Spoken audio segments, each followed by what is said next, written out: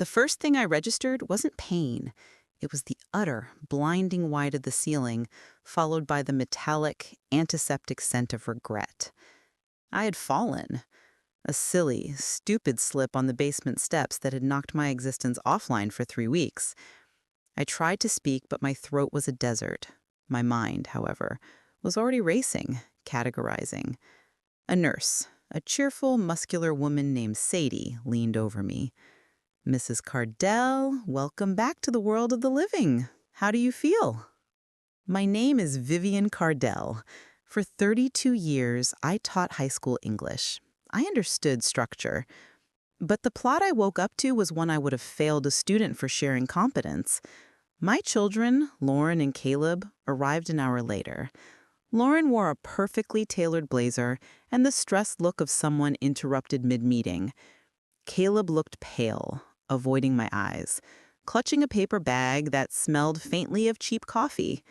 "Mom, thank God," Lauren said, leaning in for a brief, air-filled hug. "You scared us half to death." "The doctor said the concussion was severe, but you're stable now," Caleb mumbled. I managed a hoarse whisper. "The house! Who was watching the house in Asheville?" Lauren squeezed my hand. "Don't worry about a thing. Everything is handled. We took care of all the paperwork, the bills, everything. Just focus on your recovery." They stayed for precisely 7 minutes, speaking in the soothing, condescending tone one reserves for a malfunctioning appliance. As they left, Lauren mentioned to Sadie that she'd be handling the discharge and all finances moving forward. My heartbeat, which had been a steady, unremarkable rhythm, suddenly turned into a frantic drum solo. I spent the next 2 days trying to piece together the narrative. My beloved husband, Timothy, had died 10 years prior, leaving me his pension and our fully paid-off home. This fall, this moment of weakness, was the rising action I never saw coming. The next morning, while waiting for the physical therapist, I saw a slip of paper sticking out of Caleb's discarded coffee bag. He often left trash behind. It was a printed email confirmation. The subject line, "Assisted living tour confirmed, the Sycamores." The air left my lungs as if the paddles had struck me again. The Sycamores. An expensive, upscale facility 40 miles away. A beautiful gilded prison. A few hours later, I overheard Sadie talking quietly outside my room. "The kids are fantastic. Handled everything. They even had the foresight to get that power of attorney signed a while back, so no hassle with the accounts." My mind flashed back 6 months. I was recovering from a nasty bout of the flu, weak and dehydrated. Lauren had visited with a stack of papers. "Just updating the insurance beneficiary forms, Mom. Sign here and here." I had signed them too weak to read the fine print, too trusting to ask. When the physical therapist finally arrived, I struggled, I sweated, I pushed my weak 64-year-old body until it ached, but I did not stop. I had to get out of this hospital and back to my primary setting before they finalized the plot twist. The final betrayal came not from a document, but a word. When the discharge papers were finalized, I asked to be taken home. Lauren arrived not in her sedan, but in a small SUV. "We're not going to the house, Mom," she said, her voice smooth and regretful. "It's too much for you to manage right now. We arranged a lovely rental for you. Ground floor, no steps, just until you're completely recovered." Home.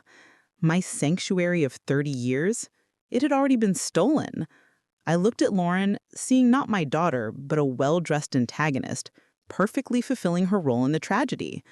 "You're wrong, Lauren," I said, my voice now rough but steady. "This isn't a tragedy. This is the climax of my introduction."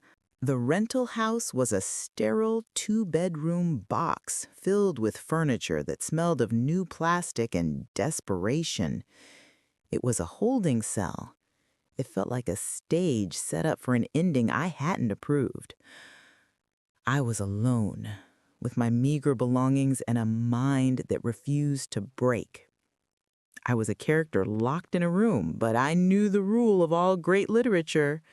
A confined character must find a way to manipulate the environment. The first thing I did was check the house listing. I used Caleb's old discarded iPad, which he'd forgotten in the box. I found the listing on Zillow. Charming, updated family home. Prime mountain location. Perfect blank slate. Blank slate. The phrase felt like a hammer blow. They were erasing me from the setting. I found the financial documents Lauren had left in a folder marked Utilities. Hidden beneath a power bill was a copy of the actual durable power of attorney document. It covered financial transactions, real estate, asset management. The date matched the week I had the flu. My chest burned from the crushing weight of their methodical cruelty.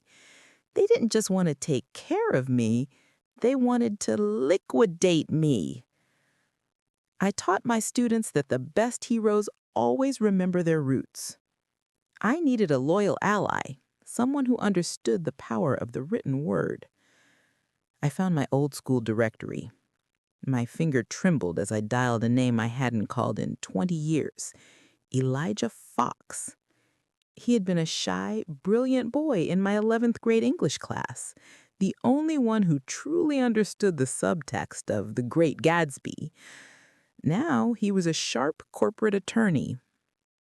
He answered, his voice deep and professional. Elijah Fox Law, how may I help you? Elijah, it's Vivian Cardell, Mrs. Cardell from Asheville High. A pause, then a warm, genuine laugh. Mrs. Cardell, I owe you half my career. You taught me to read contracts like literature. What is the assignment? I told him everything.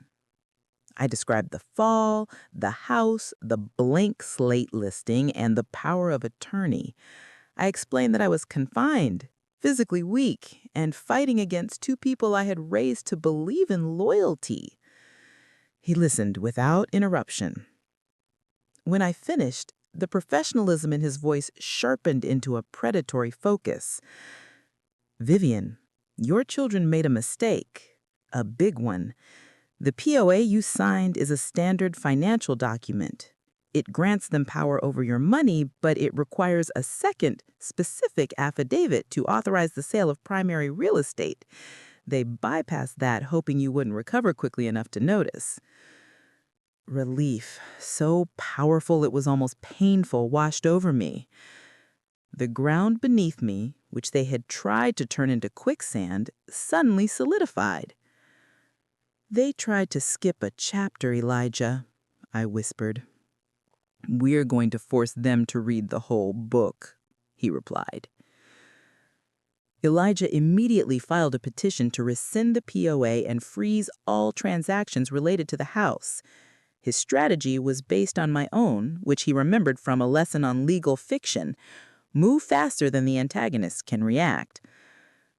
While Elijah worked the legal side, I began the narrative warfare.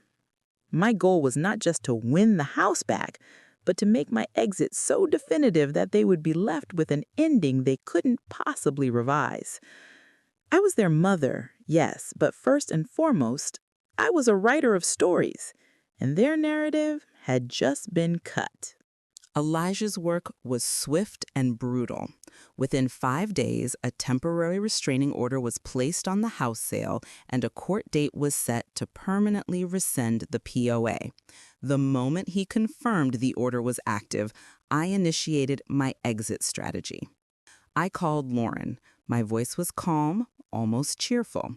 Lauren, I need a few things from the house. Sentimental items. Timothy's watch, some old journals. The court said I can retrieve personal effects. Could you meet me there at 4? Lauren, blindsided by the court order, agreed instantly, eager to appear cooperative. Of course, Mom, I'll be there. We just want you to be comfortable. I arrived at 3:45 p.m. The house was already staged. Impersonal, beige furniture, no photographs, no life. The air smelled of ozone and fresh paint. I walked straight to the kitchen counter. I had brought my own tool, a portable card reader, and an external hard drive. While I waited, I connected my old desktop tower, which Caleb had stupidly left in the spare room. I transferred every single financial record, password file, and tax document to the external drive.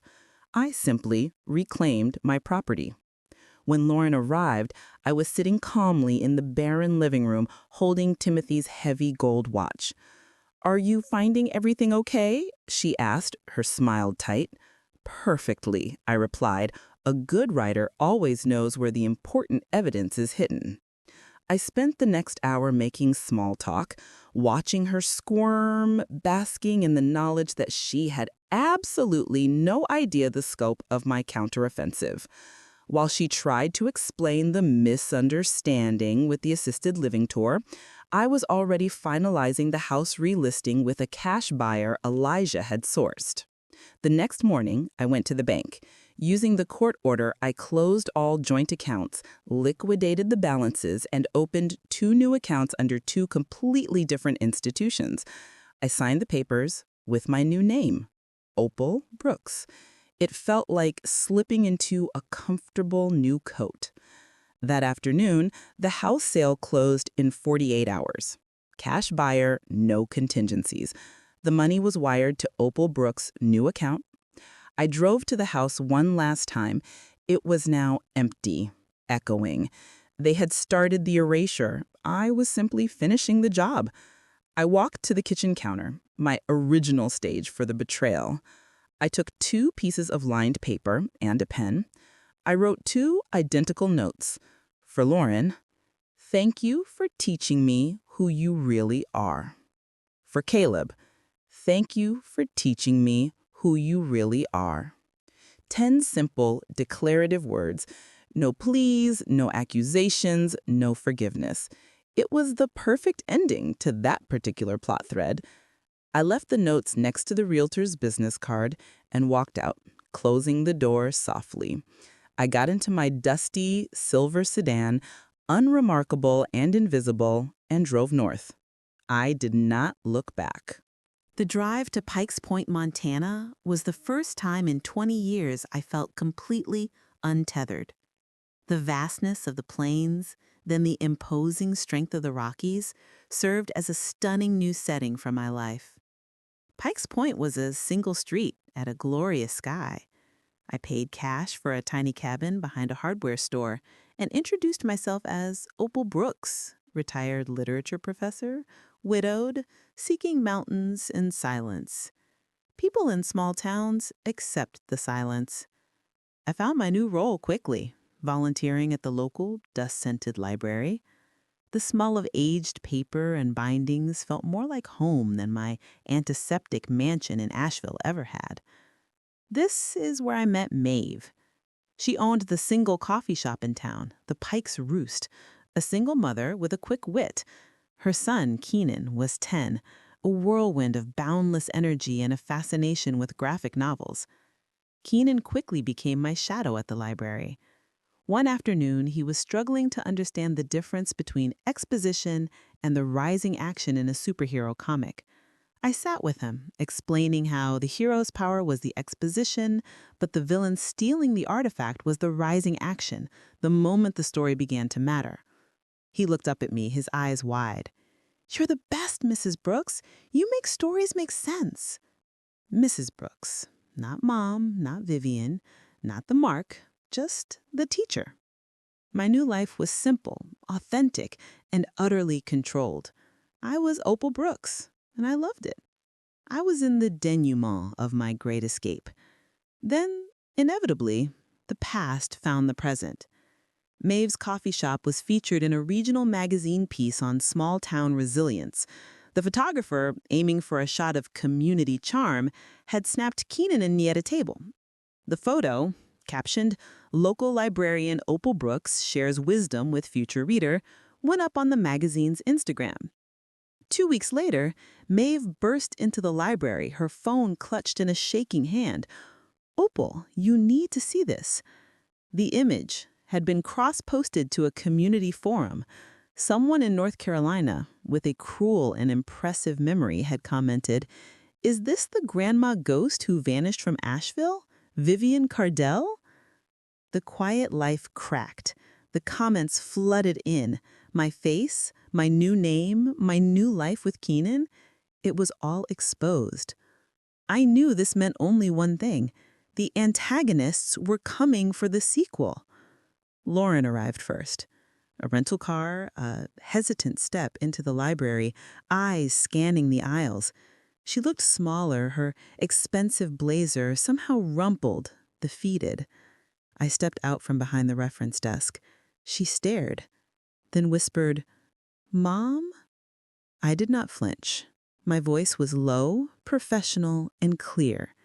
"My name is Opal Brooks." Lauren began to cry, the tears real this time. "We didn't know. We thought the POA meant it was what you wanted. We were trying to protect you from the bills." "You left me alone in a hospital bed and tried to sell my roof over my head," I said, delivering my line with the precision of a practiced actress. "You don't dare tell me what you thought. You acted as if my life was a failed draft you needed to discard. I taught you that every choice, every action leads to a specific consequence." She tried to reach for me, desperate. "Please, can we talk? Can we try to fix this?" "There is nothing to fix. This is the epilogue to your chapter, Lauren, not the sequel to mine." I turned and walked back into the stacks, leaving her in the painful silence of the unwritten future. 3 days later, Caleb called Maeve's shop phone. I answered. He sounded raw, broken. He begged for a meeting. We met at the old abandoned schoolhouse on the edge of Pikes Point, a structure built on the foundation of learning. He was holding my 10-word note, crumpled and tear-strained. "Mom, I know I was weak. I was in debt, and Lauren said this was the only clean way. I am so sorry. I am drowning without you." I looked at my son, seeing the frightened boy he once was, but now overlaid with the opportunistic man he had become. "Caleb, I didn't need you to be a hero in the plot," I said, my voice heavy with finality. "I just needed you to be a decent supporting character, but you chose to be the thief." He held out the note. "What does it mean? What are the lessons?" "It means you taught me that the only people you can truly trust are those who show up without expectation." I stood up. "I taught you that for every action, there is a reaction, and my reaction is that your debt is not my burden to carry, and your sorrow is not my burden to lift." He tried to plead one last time. "Can I come back? Can we start over?" "The grade for your performance, Caleb, is an F," I said, stepping away from him. I walked away from him and did not look back. I had excised the malignancy entirely. That evening, I sat with Maeve on her porch, watching Keenan chase the fireflies. "Do you ever miss it?" Maeve asked softly, "meaning the house, the money, the life." I looked at the light dancing in the jar Keenan held, a simple, captured wonder. "I don't miss what they took. I regret staying as long as I did." In Pikes Point, I was Opal Brooks, not a ghost, not a mark, not a failed mother, but an author with full control over her pen. I had taught countless children how to analyze a story, but the most important lesson I ever learned was to never let someone else write your ending. I was finally living a life with proper structure, and for the first time in years, the rising action felt like joy, not terror. The family I chose, Maeve and Keenan, had become the true climax of my life.